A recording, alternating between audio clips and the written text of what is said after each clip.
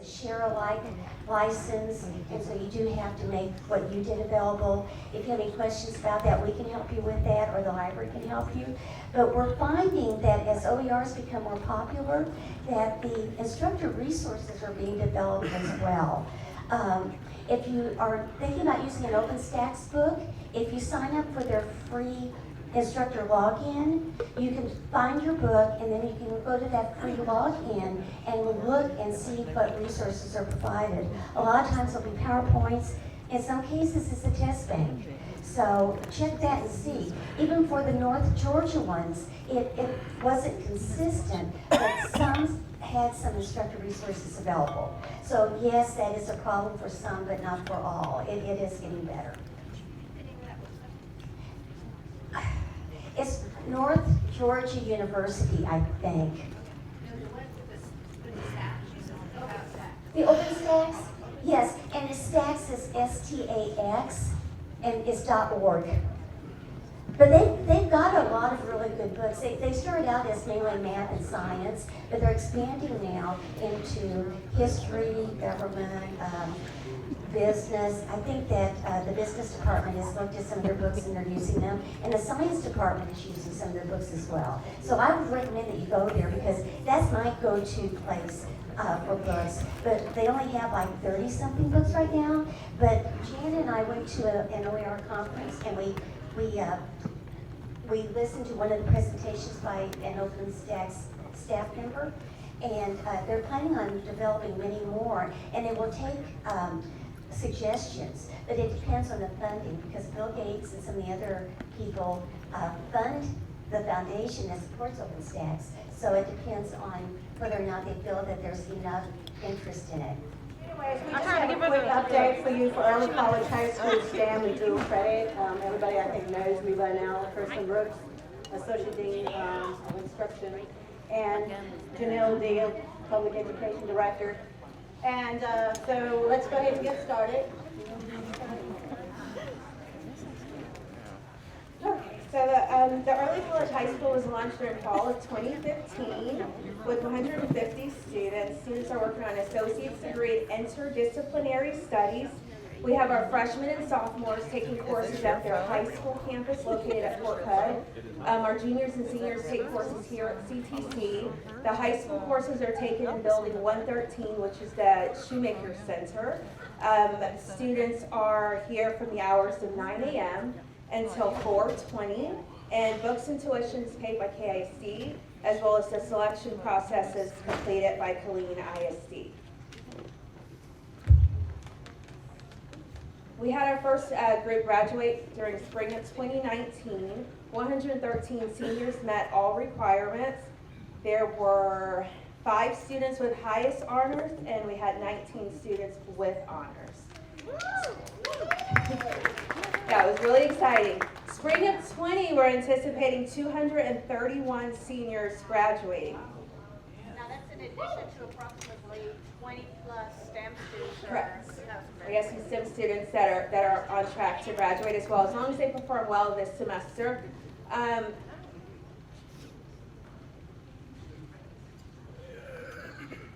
Okay, so our early college high school, we had a grand total of 1,124 students for fall of 19, with a total of 2,985 enrollments for fall of 19.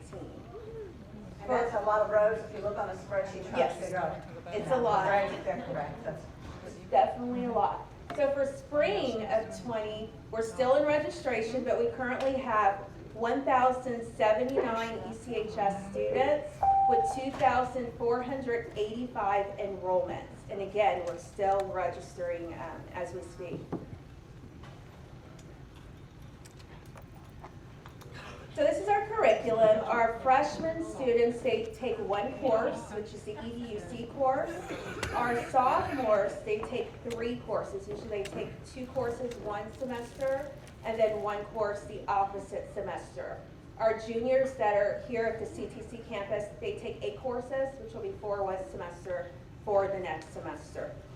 And just to add, the EDUC 1100 is a new course. STEM students for the first time took it last fall. It used to be that the ECHS students would take the kinesiology, that was the first original setup, but the kinesiology is no longer in the course, so the use 1100 is now. So therefore, they will start this fall to take that 1100 course. And then our seniors, they're taking 8 courses total, 4 courses per semester. Just this school year, Killeen ISD removed English 2323 from the students' curriculum. So now our seniors have an option, their choice of an elective. So it's been replaced with that. That was a big change for communication and Willie's department, because we were all set for English 2323, and then all of a sudden it's like we don't need that course anymore based on that new high school curriculum. And so we had to make a quick change.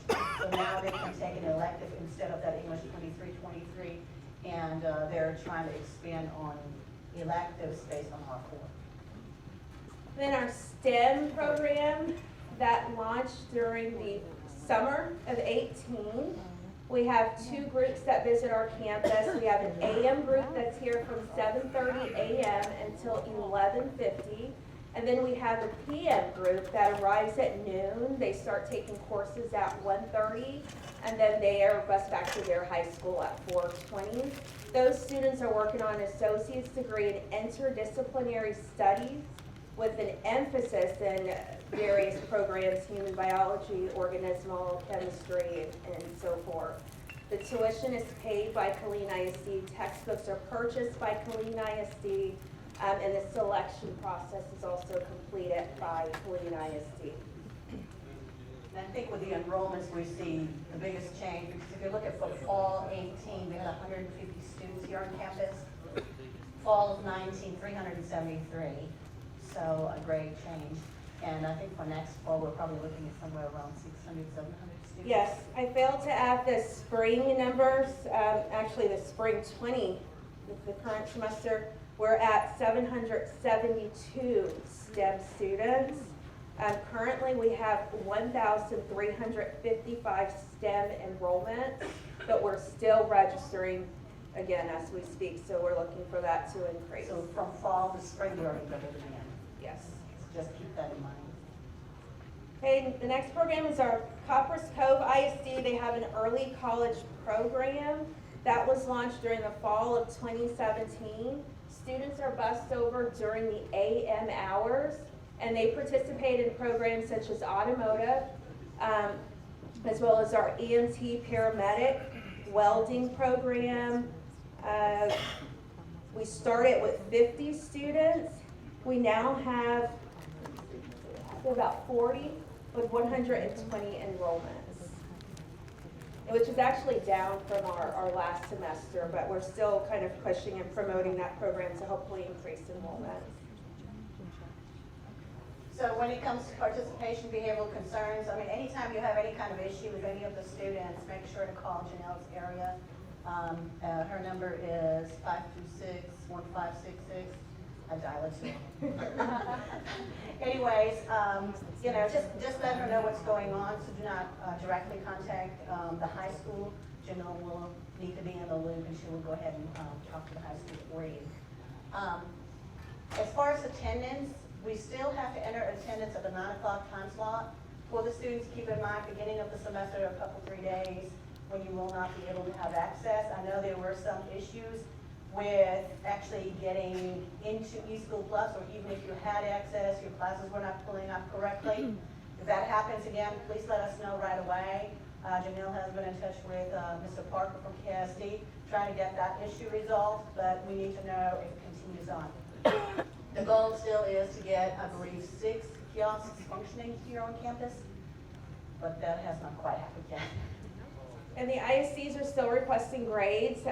Helena ISD, we usually have to report grades to them every 4 weeks. And then Coppers Cove, it's every 3 weeks. So we're reporting grades for report cards as well as for progress reports. What we're doing now is we're able to go into your Blackboard grade book, and we're extracting it and we're adding it to the ISD server. So just make sure your grades are there. What we usually do is we'll notify the department chairs of our dates that we're going in to extract, and I believe that information. We will send out a handout to the department chairs with the dates that need to be extracted, but we want to make sure, we have some issues with the Blackboard grade book, and some of the issues just came up that what the instructor sees or what they think they have entered does not match what is extracted.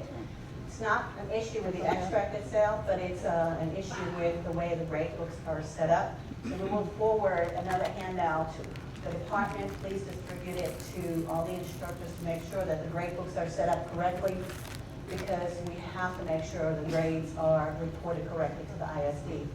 Another thing to look out for is if you have a grade of, let's say, 79.8, and you round it up in Blackboard grade book, you have to add these extra couple full points, whatever it is, to the extra credit column. So it needs to show as a 90 for an A, as an 80 for a B. So that's very important also. And this is just That's the form that you'll need to access the attendance, which is eSchool Plus. We only need attendance taken if you teach a course that's between the hours of 9 a.m. and 10:20. And this will give you access to eSchool Plus for Colleen ISD.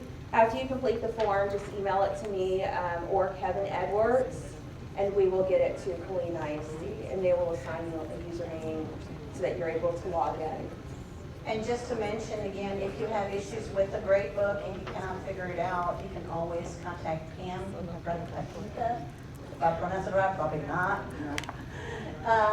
Then call her and she will help you. She's awesome.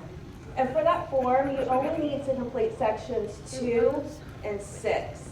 And please include your middle initial. It's not requested on the form, but a lot of times they'll kick it back because the middle initial is not included. So just please include your middle initial. All right, then we have for STEM students the URL form. And sometimes we have students come up who say that they have to attend a certain, what was it, Jan? Some kind of a Any sort event of that they event. need, they say they need to attend, but it's really not mandatory. And so they're looking to be excused. Remember, when you get one of those forms, you don't say that they are excused. You just let them know this is what we're covering. This is how you can make it up, if they can make it up. So it's not just a blanket, okay, you're excused type form. And it's just a comparison chart. We have that every time we do in-service and pre-service. So if you're a little mixed up between the different programs, if you want to just go ahead and take a copy, or we can send it to you, or make a picture of it, whichever one you want. And I'll add to that, for the STEM program, early college, high school, as well as for dual credit, fall of 18, we have 3,756 enrollments for all of those programs. Fall of 19, again, we had 5,253. So those programs are really growing. Spring of 19, we have 3,669 enrollments. And spring of 20, we're at 4,521, and again, we're still registering. So those programs are really, really exploding. And the one thing that I really, really want to reemphasize is that we need your help with the grades. They have to match, they have to be correct. Because I think you said you spent about 5 days just to go through grades to see if instructors need to be contacted. Then she has to type it in, send out emails, then she has to go ahead and make the corrections to the ISD. Very time-consuming one when the department has to enter and make changes already for all kinds of other courses. So please help us with that. Because what we're seeing now, a lot of students, they may have like a 69 or 79, but the instructor rounds it up. So there's a letter of a B that's a colleague, but the student has a 79. We're sending the numeric grade to the district. So the student has a 79, that's what's going on their report card. But when they pull their CTC transcripts or look at their CTC account web advisor, they have a higher letter grade, so then it just becomes that discrepancy. So just we're hoping that the letter grade really needs to align with the numeric grade. So we're hoping. Yes. Questions? On what day are you pulling grades? Well, I have like a chart I'll send to all the department chairs, but again, it's usually every 3 weeks for Coppers Cove and every 4 weeks for Colleen. Okay, what about the final grades? Oh, the final grade, we wait a week from the date that the semester ended. So I think fall was the 13th the semester ended, so we pulled the following Friday. Since grades are supposed to be entered within 5 business days. And so a lot of grades weren't in, so we came in, our department came in during Christmas break, and we ran a report again, and still some grades weren't entered. And so we pulled the report again on Monday, and we're reaching out to instructors as needed. Okay, so I have a question. Yes. Okay, so just to be clear, if a student, because I teach this, so one of my students' Blackboard has a 79.6. Are they showing percentage grades on their report cards, or do they report a letter grade? KISD. Percentage grade. Percentage grade. Yes. So, okay, so I will give that student the next grade after B.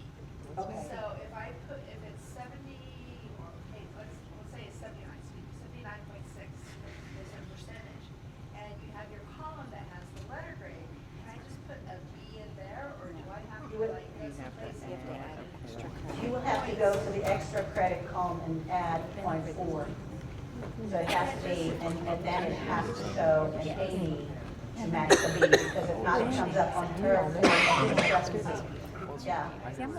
No, that's okay. I mean, that's what We're all learning. that's These what are we're such making new these programs. programs. We're learning together. Yeah, because that's what I would do before when I had, my I go to Blackboard, then when I go to web debug,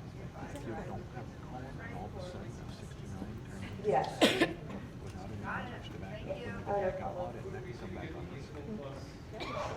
Form. I'll email it to the department chairs, and they should be able to get it out to you. You're welcome.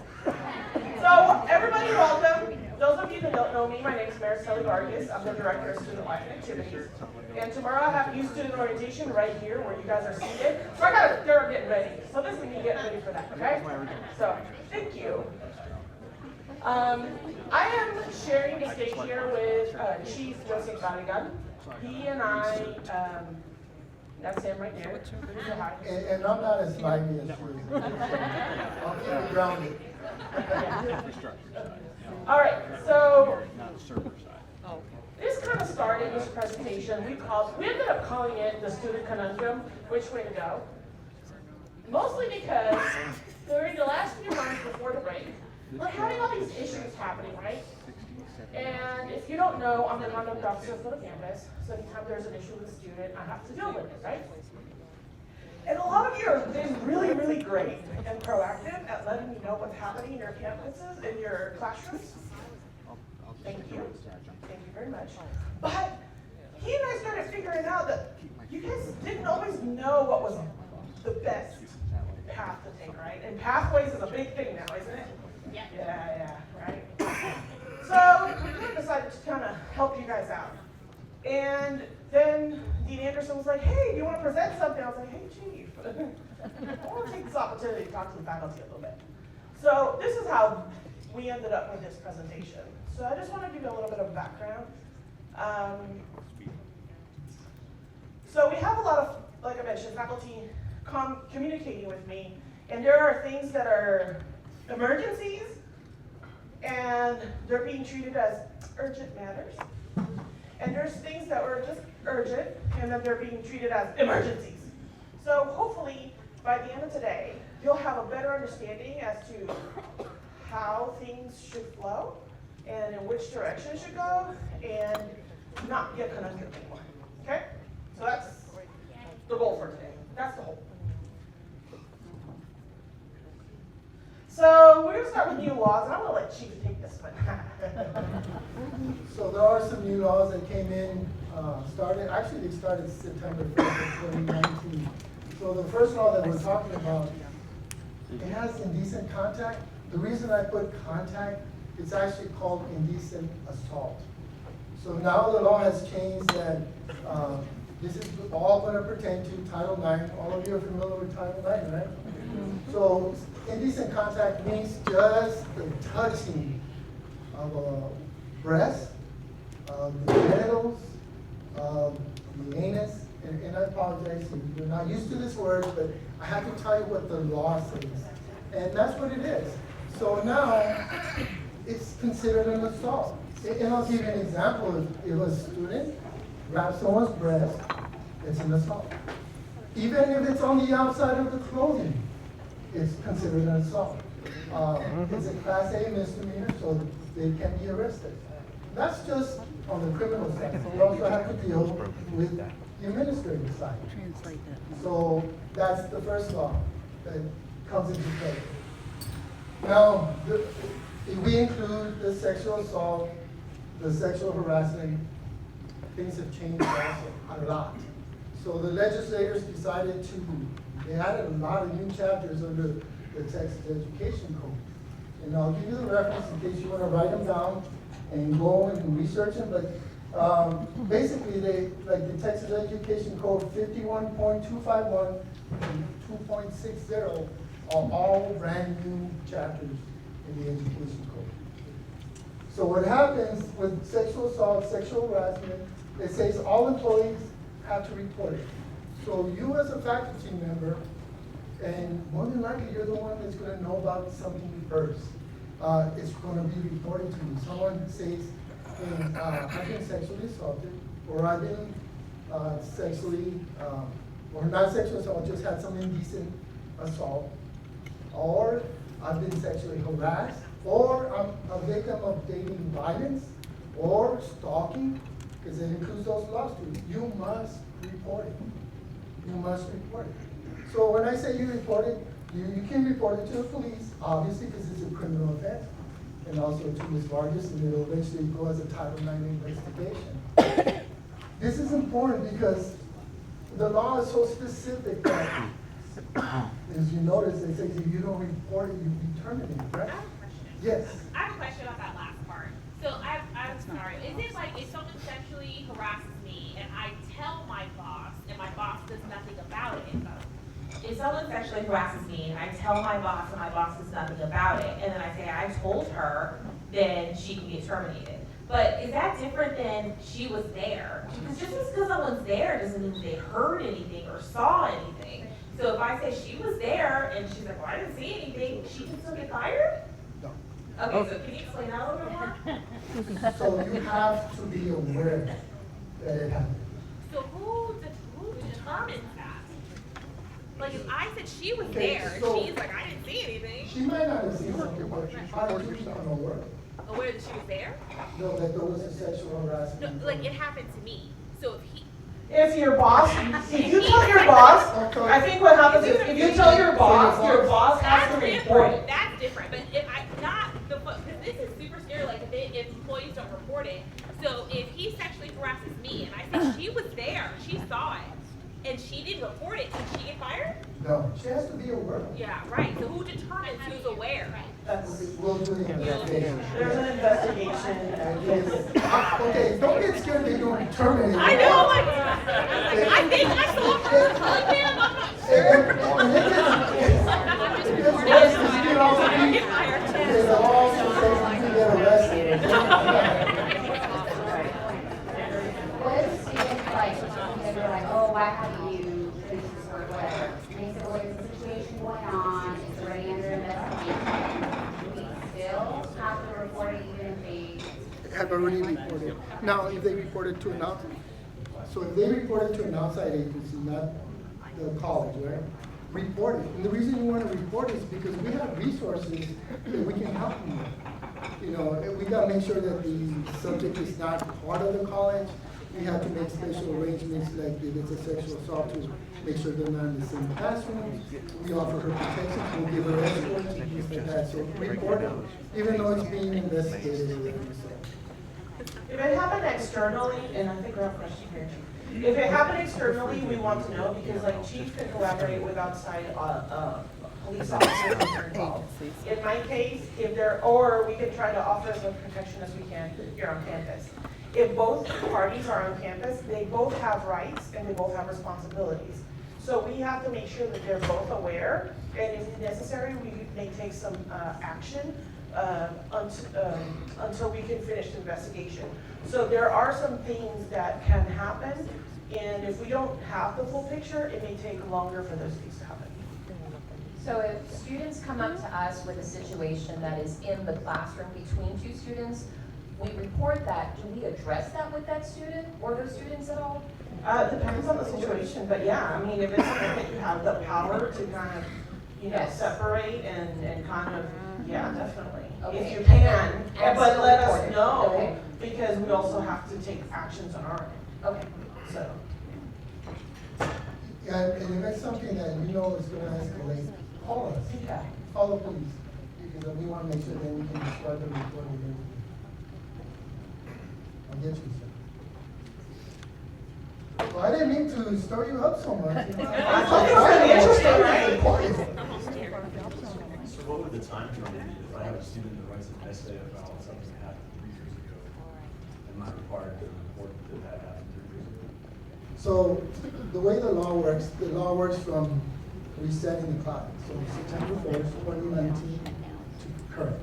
So anything that's happened in the past, you don't have to report it because it wasn't a requirement as far as everything else that is. But we do want you to follow up, because if that. And that's the it could've- administrative side. I know, that's why I'm here. So here's the thing, it happened 3 years ago, it's still affecting today, then we have to include resources that are available today. Because it could have, you know, here we're, for example, just in the same way where we're in an area where there's so many veterans, right? And they're still having issues from when they went to war, and they show up in your classrooms. That happened years ago, but it's still showing up and it's becoming an issue still in your classroom. The same thing can happen if the student or somebody has been sexually assaulted in the past. Those things can still be popping up today, bringing up issues now. So even if right now we don't necessarily go into a criminal investigation and we don't have to necessarily do an investigation that is, you know, like, oh my God, you know, it happened 3 years ago, what do we do now? No, we don't necessarily have to do an administrative investigation or a criminal investigation, but we should be able to offer services. And that could be counseling through our CSARC office. Maybe, and a lot of times because they're in so much stress, they don't even go or think about, you know, the tutoring and the other things that might be available on campus to help them. Sometimes being part of a club, sometimes being, you know, just having that connection where they feel comfortable with you makes the difference for them because they feel they're supported. So sometimes just having a conversation, hey, so what's going on? Oh, I had this situation and, you know, now I saw something on the news or my buddy said something and it popped up and it's, you know, getting me all crazy. And maybe you having a conversation just saying, okay, well, I understand that that's happened. I still need to get you through your class. You still have to meet these objectives of the class, but, you know, maybe I can do something to work it out with you, or maybe there's, you know, let's talk it through and figure out a way to make it happen. There's a difference if you approach it that way versus, it happened 3 years ago. It's fine. You get over it. So the most important is the resources that we can give the student. Yeah. And this applies to employees also, so you can also be sexually harassed, sexually assaulted. You could have dating violence and stalkers also, but students be stalking you. And while he's going over there to get the question, just so you also know, the people to report here on campus are police, me on the student side, Holly Jordan. On the student side, it's me and Julie Starkey, the Dean of Student Success and Persistence. Then on the faculty and staff side, you have Jackie Thomas, and then you also have Holly Jordan. And they are the ones who handle the faculty and staff side. And sometimes if it includes both faculty, staff, and students, then we work together on the both ends to make sure that we cover everything that's necessary. So the question came up right now as far as the employees that don't report it, it must be terminated. That's written in the law. That's after you've gone through a disciplinary process and you've been found in violation of the law. Now, the law is specific too, that you can be arrested if you don't report it, if you became aware of it. So to me, the bottom line is always gonna be safe. If you have any doubt, just call me. You know, just call me. And also, just so that you know, even though I don't think the terminated part is necessarily yet in our HR policy, it's probably gonna be coming soon. But we have included under Title IX that anybody that works for CTC has to report this. So that is already part of HR policy. That termination section hasn't been included, but the fact that we do expect anybody that works for Central Texas College to report it to one of the parties. It could be, for example, if you have a student in the dorms and you found out what happened in the dorms, you could talk to Victoria, the dorm manager, and she would then handle it and start the process the same way I would. We just want to make sure that you guys are aware that you have to report it and take it to the next step. And a lot of you are already doing this, and I know you are because I'm getting the emails, and I'm getting the phone calls, and I'm getting the questions. So it's not that you're not doing it, we just want to make sure that you're aware of, that little extra step that Texas, people over in Austin decided that was necessary. So if you want to look up the actual chapter, it's 51.255. So it says if you failure to report it. It also means if you make a false report, you can also be arrested. So like, if you do something in good faith, you'll never be arrested. I'll tell you that right now. And I'll give you a scenario. So let's say you as a professor, you have a student that approaches you and says, you know what, I was sexually assaulted, and I just want to keep this between you and I. You report it? Yes. Yes? Perfect, thank you. There is a confidentiality for that person, and you can stress that to Ms. Vargas or to myself.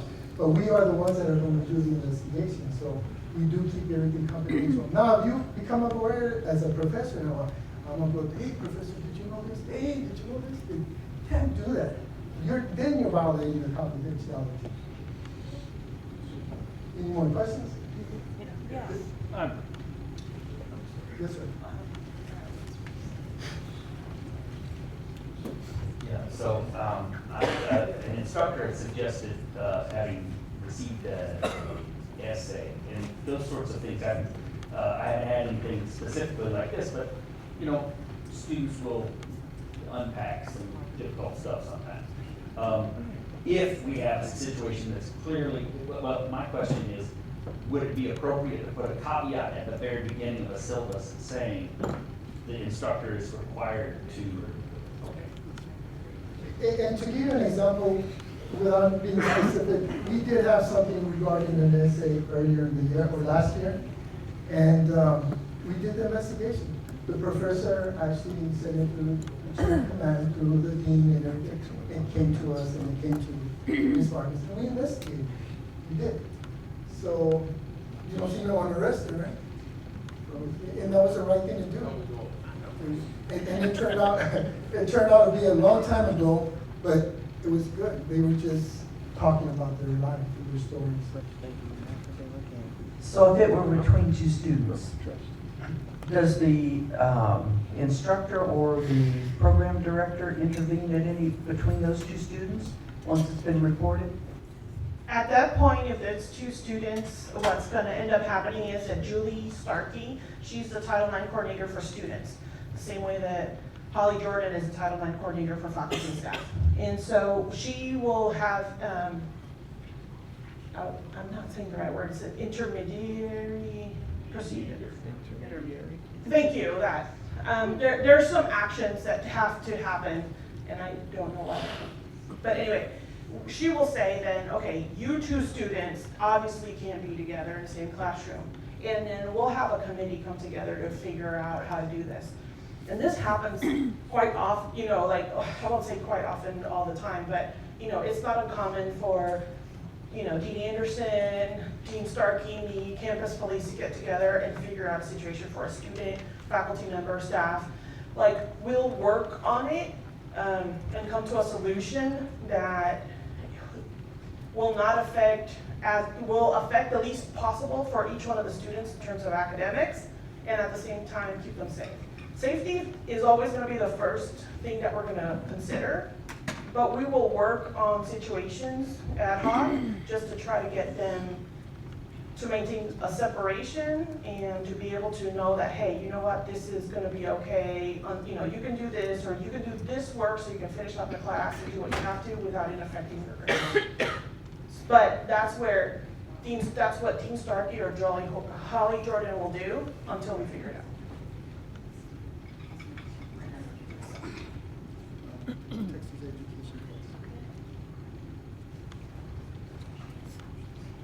No more questions? The thing is, don't be afraid. Okay, just report it. Just report anything that you have done. Just report it. I just need a clarification. You said and a student shared this with me. Before I talk to my chairman, I talk to you. So if it's like a sexual assault, Yeah. yes, you should call us, Yeah. so we can document, yes. Yeah, so what happens when you start going through your chain, Yeah, that's what I'm and saying. the next thing you know, it's just a bunch of emails, and 5 days, 7 days later, I'm getting the information, so we have to go back, so. We're about to explain this in a little bit. We're about to go into a little bit more detail on that. And that's a really good question, because we have some scenarios for that. That's where you're treating it a little bit like it's urgent, and sometimes it needs immediate action. And so we need you to do the immediate action first, and then the urgent part. Are you verified?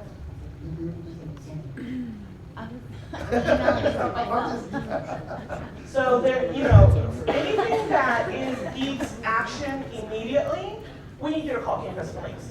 So if it's something where anybody is a danger to themselves or others, or to the community, we need to know immediately. And that's where the chain of command sometimes doesn't help us, because we've had it where we have a student in crisis now, and I don't find out about it until 5 hours later, because the instructor was like, yeah, so I'm gonna email, the world about it, and they don't contact campus police, where they're the ones who needed to know about it first. Yes, you should definitely email your chair and let them know. I'm not saying leave them out of it, but there might be circumstances where you go to campus police first and then let the chair know. Does that make sense? It's that urgency, and that we have to make sure things are flowing quickly and all of that. I'm gonna kind of move on a little bit because we have more to cover. Okay, policies, everybody should know. You should know this already, but just in case. Student handbook, it's all of this is online, you have quick access to. You need to know what we what we hold students to. So please always read the student handbook, because even though it doesn't directly affect you, that we're not holding you to it, but we're holding the student to it, so you should know what's going on. Safety manual, policy, and procedures, that is on the faculty and staff page. If there's an emergency, if there's a situation where safety is involved, you need to know how to handle it.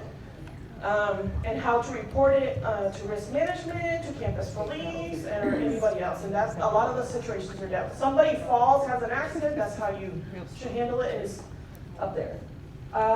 Faculty handbook for effective instructions, you should have that. I'm going to leave that there. And then the human resources policies and procedures manuals, of course you should know that already, and it's also on the faculty and staff side. The only one I think that is not is really just a student handbook, because the students are the ones that access it the most. But this should be obvious, but just in case. Okay, so when you call campus police now, like what we're talking right now, there's an emergency, right now you need to call campus police. So someone has mentioned that they may be a threat to self or others, or they're afraid that they're going to be a threat to themselves or others, okay? You have that fear factor. It doesn't mean that they're going to do it, but if anybody mentions it, campus police needs to know that right away. I can tell you, during the last 2 months before, there was at least 3 or 4 cases where we needed to handle this, and we being them, not us, them. So if somebody's like, if you hear a conversation or somebody, I don't know if I can make it, I don't know if I can live, I don't know. Call campus police. They're actually trained on how to do this. They're the ones that are trained.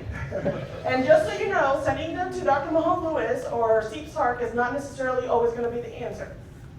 Because even though they're counselors and they can identify that, there's two things that happen. One, unfortunately, we're not supposed to send any of the high schoolers over there because they can't treat any of the high schoolers without permission. So that's one. Two, if Dr. Mahone Lewis or Nadia Filimonova decide that the student is going to be a threat to themselves or others, guess what they're going to do? Call campus police anyway. So, cut off the middleman, call them immediately, let them assess the situation because they're trained too, and they decide if they have to do something about it or not. And if we need you as a faculty member to help us with something, campus police is going to let you know. Make sense? Okay. Significant disruption of classwork or environment. Okay, so the student gets out of hand, starts cursing up a storm, really disrupts the classroom. I want to get the email about it, definitely. But before you send me any email or your department chair, call campus police. They're the ones who can handle it directly, okay? They will do the investigation. They will figure out what's going on with the student. They'll send me a report also. And then you can let me know also, hey, FYI, I had this situation. That way, I'm getting all the information from all sides, and I can try to act on it as quickly as I can. But I am not going to get in between the two students or fighting. I'm not going to do it. I don't have the training for it. But as a professor, sometimes you're going to have some topics that you talk about. Let's say you talk about abortion, and it gets heated in the classroom to the point that people are going back and forth. Should you call us? Or do you just, try to settle down as a professor and encourage them, hey, let's be respectful and friendly about this and let's discuss this. Only when it escalates to the point that you know that it might turn into violence or you have a fear that they might start assaulting each other and call us. So, not for heated debates of certain topics. You call us all the time, right? Pretty much. Yeah. Any reported violations of the law. So somebody tells you, oh, so-and-so stole that. That book, yeah, oh, that cell phone that disappeared all of a sudden, got stolen, so-and-so did it. But, they have to investigate anything that's criminal or that the law has covered, so please make sure to let them know. Open carry. Now, open carry, only open carry. The state law says that people cannot open carry on campus, on a university or college campus, but they can conceal carry. So that's the caveat, right? So if you see it, then obviously it's not concealed, so then that's a problem. So you guys know I had, at one point when the law first started, I had somebody with a holster come up to my, hey, I want to buy Geek Fest tickets. I was like, oh yes, I will, be right back. And the only exception is if they have a badge. They have to be law enforcement. But you have to see the badge, so I didn't see the badge. Or attending the law enforcement academy. I love this. Chief came up with this one. Your spidey senses go off. Something's just not right. If it doesn't feel right, just report it. Let them know. Let them figure it out. See it, I don't know, that person's acting shifty, or that's not the usual, something's not right, there might be a big issue, call campus. As you engage with students, you know your students, and you know when something's just not right. And then you try, like they're not participating in the classrooms anymore, or the discussions and all that.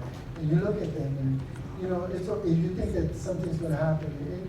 And I'm not singling out veterans, but sometimes veterans with PTSD, they might be going through a hard time. Call us so we can at least try to talk to them and find out what's going on. Remember, our intent is always to give them the right resources, to give them the help that they need. But just because you call us doesn't mean they're being arrested, okay? I have a distinction as a police department, we're guardians of the college. Okay, we're not the ones that are going to be, out there beating up people, things like that. We want to protect our campus. And I say that. Will it happen at sometimes? My first month here, I had a guy yelling at me and Because, you know, I'm like, what the heck did I come here for? Because my father, no, I'm just joking. You're welcome. But it was interesting because Japanese Vargas was involved in that one too. I couldn't believe the disrespect that this individual had, and I'm like, yeah, if I had a taser, I would have tased you, or I would have.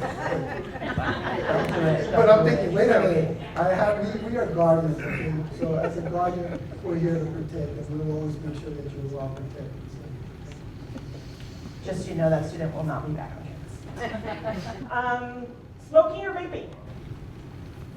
Nobody's allowed to smoke, vape, dip, or anything like that on campus, unless they're in the inside cabin of their vehicle. So if they're doing it at the outside, call campus police, they can find them.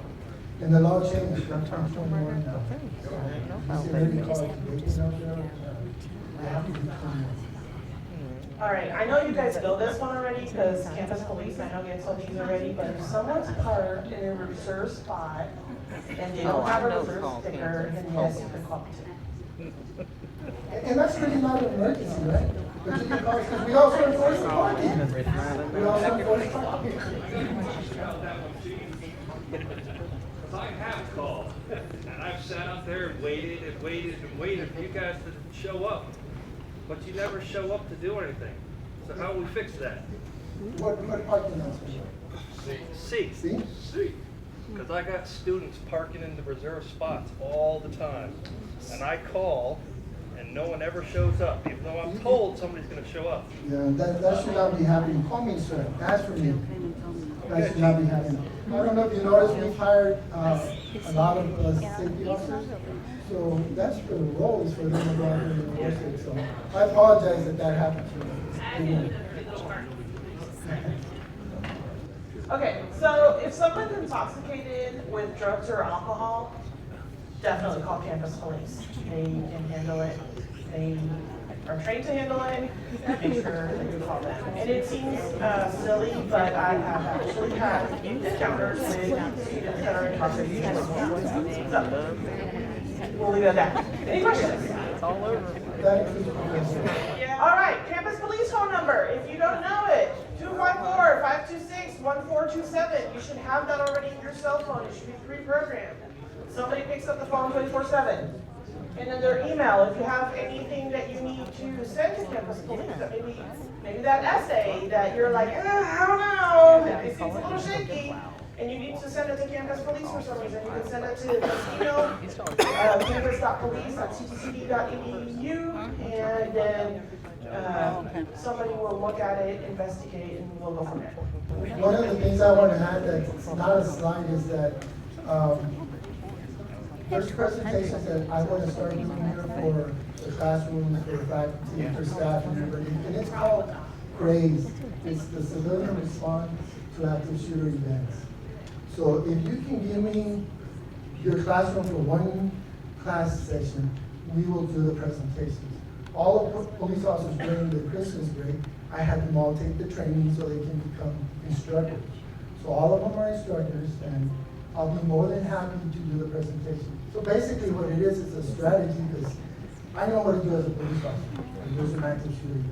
Do you all know what to do if something happens? And there's a time, they call it 3 minutes. 3 minutes from the time that the police are notified to the time that they arrive to the actual scene. So what this does is gives you a strategy on what you can do as a civilian, as a faculty, and you can take this and strategy and put it anywhere, like in the movies or in the restaurants, wherever you go. So then it's called the CRAZE, right? The Civilian Response to Active Shooter Events. Gives you the history. It's based on the science. It's based on research, and it's avoid deny defend. That's what you have to always remember. Avoid deny defend. So I'll come and give you the classroom presentation. Just invite me, and I'll be there. Like a regular residential house. Somebody's got it. You left something off the list up there, and I wanted to brag on our police. If we see a bag, a knapsack or some backpack or something unattended, and they worry about it, even if you feel ridiculous telling the police about it, or come and check it out, and we're very appreciative of that. Thank you. Yes, so if it's a bag or something, we'll go back to the cameras and we'll look and see what happened and make this It happens a lot, believe it or not, so, yeah, call us if there's also that. That's that spidey sense thing. Yes, And, it's spidey sense. all right. So when you call me, this is when you call me, okay? I do not handle emergencies. I deal with them after. So you're gonna contact me when there's a non-academic issue or misconduct, okay? If they cheated on the class, that's not me. However, I can help guide you. I know the process. I have a lot of you that contact me when there's academic stuff and you're kind of confused as to how to handle it. I'm perfectly fine in kind of giving you the general outline of it and kind of giving you some pointers as to where to look. Not a problem. But my thing is the non-academic stuff, right? How are they behaving? What are the things happening? If you have any questions with that, that's me. Repeated or inappropriate behavior, that's non-threatening. So, that student that you're like, hey, I need you to, not talk back, or I need you to, there's a process that we're going through and we need you to do this. They continuously disregard your warnings, then yes, that's where I can come in. At one point, a long time ago, campus police give the student 10 tickets because he kept parking in the same parking lot. At some point, they're like, we're done. So of course, that came to me. They had a very long line of tickets that they hadn't paid for. That wasn't working. So then that came to me too. Something along those lines, right? It's just repeated. You've addressed it. You talk to them. They're still not getting it. You can send that to me. I will help you guys figure out how to approach students that don't seem to be doing well in class or their behavior has changed. So if you have questions, and I get this a lot, and thank you for those of you that contact me, it could be just as simple as, again, the spidey senses are going off and it's not a huge emergency. I'm not sure what's going on with my student. The student's not acting right. I don't know how to handle it. How should I handle it? Not a problem. I will sit with you. I will talk you through it. We can discuss it. I've done it many times. And just be like, okay, well, have you considered doing this? Have you done that? Have we covered this? Did you think about that? And if you have, then we'll go through this process, think it through, and decide what the best action is for the student, or for you to approach the student. That's something I do all the time. So that's something else that I can help you with. And again, non-emergency situations, those I don't know what to do, but I need to do something, and I don't know how to go about it, even if I'm not the one to talk to, that you need to be talking to, you're welcome to contact me, and I will guide you, okay? Make sense? This is my contact information, my phone number, 254-526-1259, and my email. That's the short version, so, and I'm available. Now, I have this here. Oh, sorry. Too fast. I apologize. Is it a screen? Yeah, it's small. Well, we're transitioning stuff. So I have the laws up here if you want to take a look, or if you want me to share them with you and everything, so. So I have here SARC, which is a Student Employee Assistant Program / Substance Abuse Resource Center, because sometimes it's stuff that I can't help you with. So that scenario that we talked about where, the student was in crisis 3, years ago, there's no immediate threat to the person right now, and all of that. We want to give them resources, and this is going to be, in that scenario, this is going to be the main one. We want to make sure that they have this in their back pocket, and that they maybe make an appointment. You can either walk them through there to them, or we have a referral form as well that I'll share with you. These are some of the options that you have for that. And in that case, I can't really go up to the student and tell them, hey, so 3 years ago, I can go up to them and be like, hey, I heard you had some situations. You might need some assistance. This is where I'm referring you to, and I need you to go there. But you guys should do this yourselves, okay? This is something that if you feel the student needs assistance, you can do. And in this case, if they're just they've told you, or that they've been having a difficult time, going to college, most of our students either work or have families, and it's just this transitional time, it can be very difficult for them to manage all of it. this might be who you need to contact, and just say, okay, you know, this student is having a hard time, they need somebody to talk to or help guide them through this process. This is them. I am not qualified counselor, even though I hear I'm kind of good, I'm not. They're the ones who can actually do that. They can follow up. They can really make sure that things are happening and that things are flowing, okay? Student seems to be having a hard time staying on task. Again, going back to your student was amazing, was doing things right, and all of a sudden, they're not acting the way that they're supposed to, right? All of a sudden, they're like dozing off or falling asleep in class. That's where you might want to approach them and just be like, hey, what's going on with you?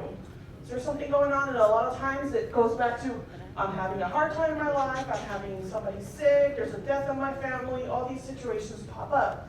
And you know that they're just having a hard time. And then they have crises or major changes that occurred in their life, either now or in the past.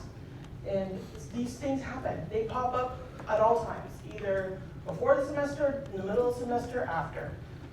If you know something's going on, they need support, please forward this to them. And that you can either contact Dr. Mahone Lewis, who's the director, Ms. Filimonova, she is one of the counselors. And then we have a referral form that I don't know if all of you are familiar with. But this referral form can be used if you think the student needs tutoring, if the student needs to go to see the counselor, if the student has told you that they have a disability, they have self-reported, but they are not with disability support services, you can also do the referral form here, but they have to have self-reported. It's not a fake. It can go to tutoring, it goes to the ESMA. Yeah, Developmental math, thank you. If they need help with that, there's a few things, please check it out. It's a really great form, you fill it out, you put in the student's student number, and then the career center, they're like, oh, I wanna, I don't know what I wanna do when I grow up, but I wanna figure it out. You can send them to the career center, or they need help with resumes and stuff like that.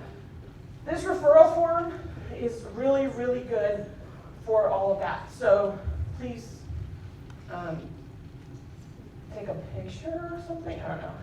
If you need something like that, let me know and I'll forward it to you guys. But that's out there. Yes? So, if it doesn't have an option for,